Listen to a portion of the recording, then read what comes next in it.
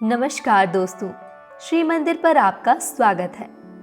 आमतौर पर लोगों को सांपों से बहुत डर लगता है, लेकिन क्या आपको पता है कि हमारे हिंदू धर्म में सांपों को भाई मानकर उनकी पूजा करने की परंपरा चली आ रही है।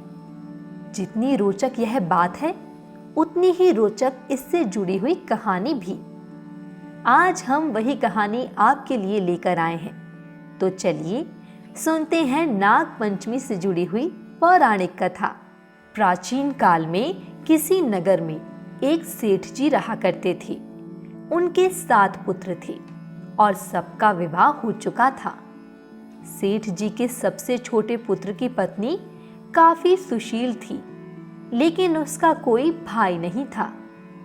एक दिन घर की बड़ी बहू ने सभी बहुओं को घर लीपने के लिए पीली मिट्टी लाने के लिए कहा। जब मिट्टी लाने के लिए उन्होंने खुरपी से खुदाई शुरू की, तो एक सांप वहां निकल आया। ये देखकर बड़ी बहू घबरा गई और खुरपी से उस सांप को मारने लगी। इसे देखकर सबसे छोटी बहू ने कहा कि यह जीव तो निर्दोष है, आप कृपया करके इसकी हत्या ना करें।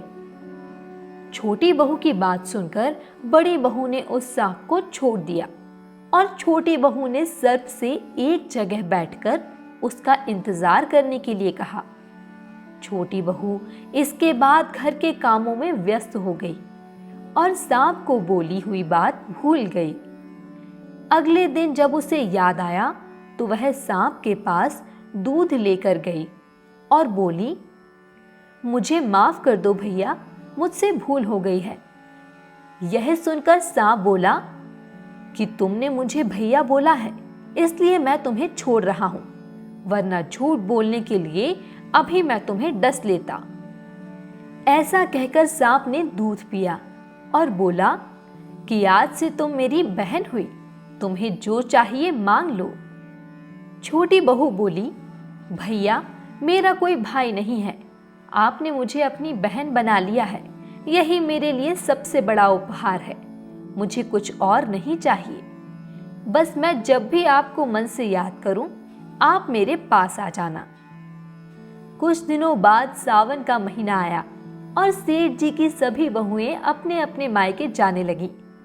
जाने से पहले वह छोटी बहू से बोली कि तेरा तो कोई पीहर नहीं है, तू कहां जाएगी।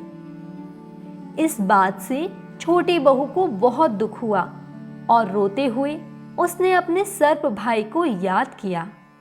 सर्पदेव ने अपने कहे अनुसार मनुष्य का रूप धारण किया और उसके घर पहुंच गए। वहां पहुंचकर सर्प ने छोटी बहू के ससुराल वालों से आग्रह किया कि वे छोटी बहू को उसके साथ भेज दें। इस पर सेठ जी बोले, लेकिन इसका तो कोई भी भाई नहीं है, तुम कहां से आए हो।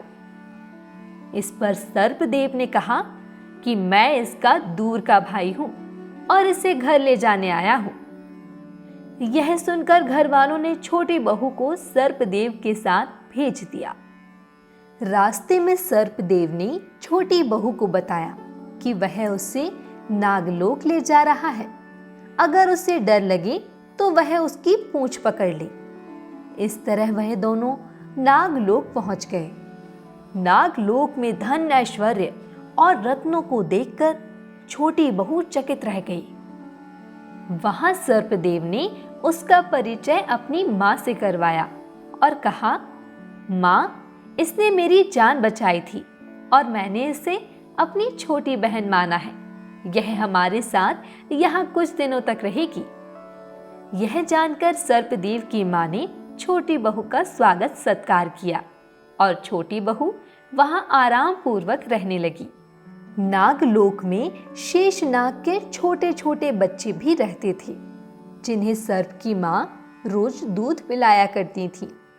वह पहले दूध को ठंडा करती थी और फिर घंटी बजाकर उन नन्हे नन्हे सांपों को दूध पीने के लिए बुलाती थी। एक दिन छोटी बहू ने मां से कहा कि वो उन छोटे सांपों को दूध पिला देगी। उसने एक पात्र में दूध डाला और जल्दबाजी में दूध को ठंडा होने से पहले ही घंटी बजा दी। घंटी की आवाज सुनते ही छोटे सांप दूध पीने आ गए और गर्म दूध पीने से उनके फन जल गए। इस पर वह क्रोधित हो गए और बोले, हम इसे डसेंगे। यह सुनकर छोटी बहू ने उनसे माफी मांगी और सर्पदेव की मां ने उन्हें ऐसा करने से मना कर दिया। इसके पश्चात जब छोटी बहू का वहां रहने का समय पूरा हो गया तो सर्पदेव और उसकी मां ने उसे बहुत सारा धन, दौलत, रत्न और आभूषण देकर विदा कर दिया।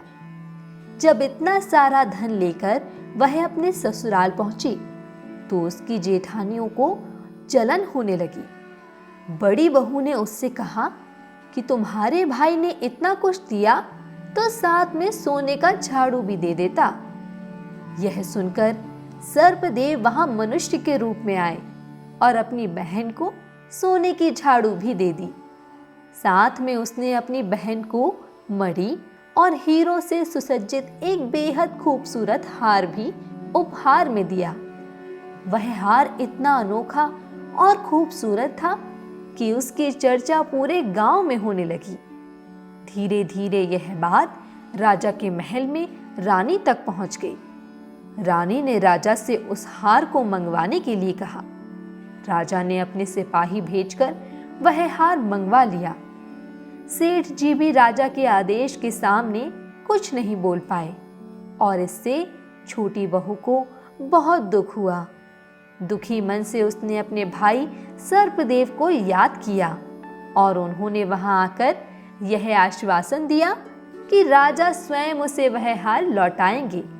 वहीं दूसरी ओर जैसे ही रानी ने वह हार पहना वह सांप में बदल गया। रानी ने डरकर उसे उतारकर फेंक दिया।